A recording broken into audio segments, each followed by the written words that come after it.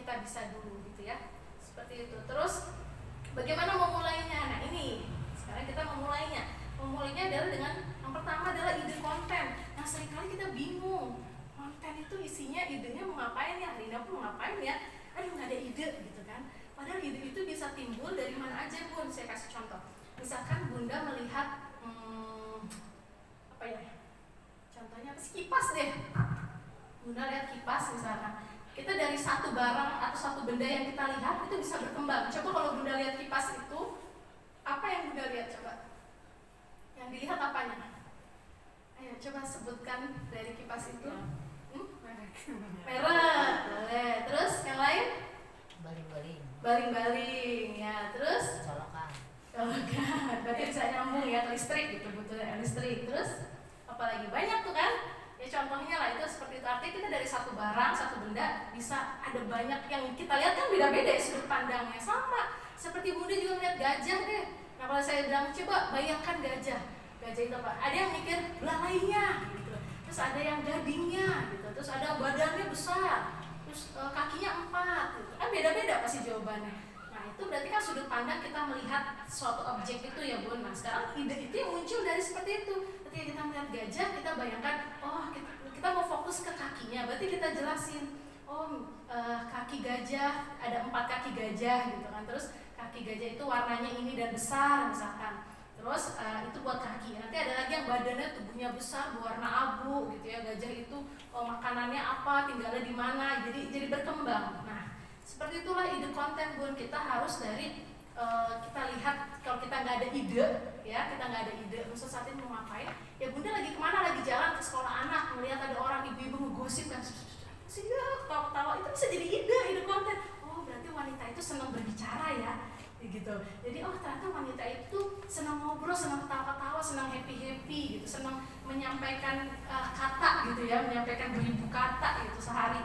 Nah itu bisa jadi ide konten. Oh ya kenapa sih, akhirnya kita cari tahu. Nah sekarang cari tahu dari mana? Google. Sekarang kan mesin pencari itu banyak Google ya. Google itu kan kata kunci apa, kita bisa searching apa aja di Google. Misalkan tadi ya kita udah ketemu objek kita adalah ibu-ibu yang lagi ngobrol gitu ya, ibu lagi ngegosip atau lagi ketawa-ketiwi sama temennya gitu, lagi nungguin anak sekolah. Nah sekarang kita cari tahu di Google gitu ya, kenapa sih wanita itu senang berbicara gitu ya, senang berbicara berapa ribu kata dalam sehari.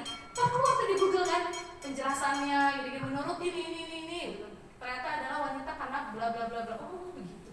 Nah habis itu kita bikin konten dari penjelasan itu, tapi jangan copy paste, namanya ATM ya, amati, tiru, dan modifikasi. Jadi ya tetap copy paste dulu kata-kata di Google itu, terus kita pindahkan dulu di WA atau buat ketik ulang gitu. Terus ya udah kita jelaskan bahwa oh wanita itu begini karena wanita itu memiliki hormon ini, misalkan makanya wanita senang berbicara gitu.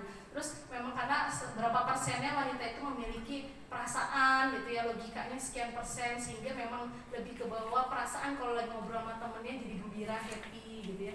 Nah itu dijelaskan, jangan plok-tiplok dengan Google itu cuma kayak referensi gitu ya, bantuan Google itu ya, tapi kita kembangkan sendiri. Nah itu jadi dari hari ini kita bisa bikin konten tuh, konten tentang ibu-ibu ngobrol, kita bikin materi gitu ya. Itu kalau mau kontennya terkait edukasi ya, tapi ada juga informasi tentang tadi ibu-ibu tadi, misalkan oh ya lagi ngobrol-ngobrol, berarti ibu-ibu itu kita menginfokan bahwa ternyata berapa persen wanita itu atau berapa persen dari ibu-ibu itu kalau nganterin anaknya sekolah suka ngobrol loh gitu. Itu kan menginformasikan ya, menginformasikan data bahwa berapa persen, ternyata kira-kira 90% apa ketika seorang ibu mengantarkan anaknya sekolah itu waktunya tuh diisi dengan ngobrol sesama ibu gitu. Nah itu adalah informasi.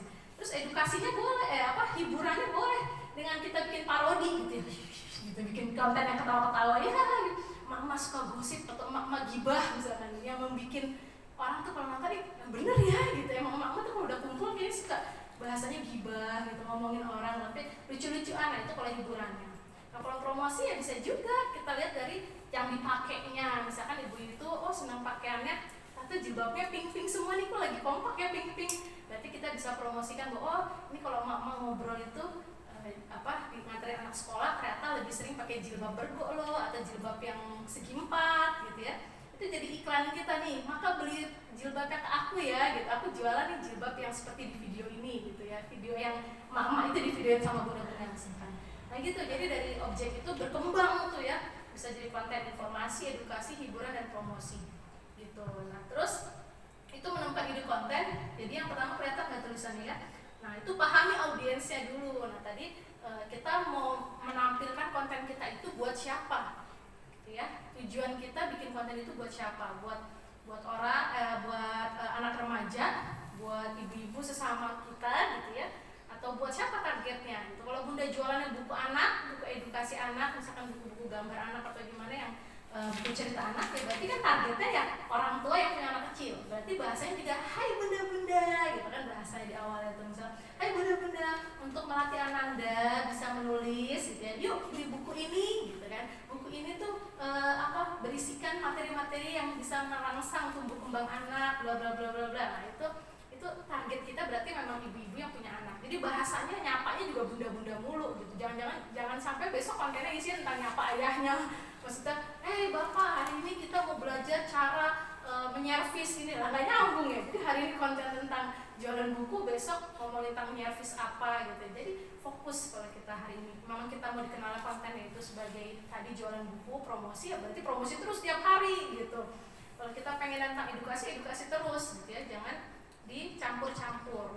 Jadi temanya itu harus jelas, tema tentang jualan buku, apa tema tadi mau menjangkau siapa, bapak ibu-ibu, nah itu harus jelas ya. Terus update ya. Jadi ide konten itu kita harus terus mengupdate perkembangan sekarang. Karena zaman sekarang itu cepet banget Bun, itunya ya, perkembangannya gitu ya. Maksudnya kalau kita lihat di konten, kok cepet banget hari ini konten tentang lagu-lagu apa, atau besok udah ganti lagi. Hari ini temanya tentang berita aja lah, dari berita di TV tentang banyak yang bunuh diri misalkan, terus ada orang pelecehan misalkan. Nah ternyata besok udah masalahnya tentang beda lagi, tentang Palestina, besoknya lagi masalah. Nah itu sebenarnya dari masalah yang terkini setiap hari berbeda itu bisa jadi konten gitu. Kontennya itu ya misalnya hari ini tentang membahas tentang Palestina, ya berarti kita isi postingan tentang Palestina tapi dikaitkan dengan jualan. Misalkan Bunda jualan, ini sekarang ngangkat isu Palestina nih, lagi ramai Palestina, berarti Bunda bisa tuh jualan jilbab, misalkan jilbabnya di bawah Palestina gitu ya. Nah itu kan berkaitan, bukan ngebahas Palestinanya, tapi karena Bundanya memang kontennya jualan, berarti ya udah jual produk yang berkaitan dengan Palestina, pin, bros gitu ya, itu atau yang ingin didonasikan. Jadi pemasukan dari pembelian produk saya nih, jilbab Palestina ini akan didonasikan gitu ya, sekian persen buat bantu saudara kita di Palestina. Itu lebih bagus lagi seperti itu. Jadi harus tetap fokusnya jualan, tapi temanya sesuai yang terkini, masalahnya apa, ada Palestina, ada tentang apa di yang lagi update ya. Kemudian brainstorming. Nah brainstorming ini sering banget kalau kita kalau saya pribadi kayak lagi di kamar mandi Bun, kita kan lagi mandi itu kan nggak ngapa-ngapain ya, cuma tiba-tiba kayak suka ada keluar ide tuh. Bunda-bunda yang sama nggak nih yang mereka yang lain juga ya, apakah sama gitu ya pengalaman yang sama? Tapi kalau saya lagi di kamar mandi atau lebih santai lagi masak, tangan kita kan mungkin lagi goyang gini ya, tapi kayak pikiran kita kok ini kenapa ya ini, jadi kayak ngobrol sendiri gitu. Nah itu brainstorming, saat lagi keluar apa idenya, langsung jangan dilupain atau langsung ditulis kalau perlu gitu ya. Jadi misalkan tiba-tiba ingat, nanti kan jemput anak begini-gini, ya tulis dulu nih.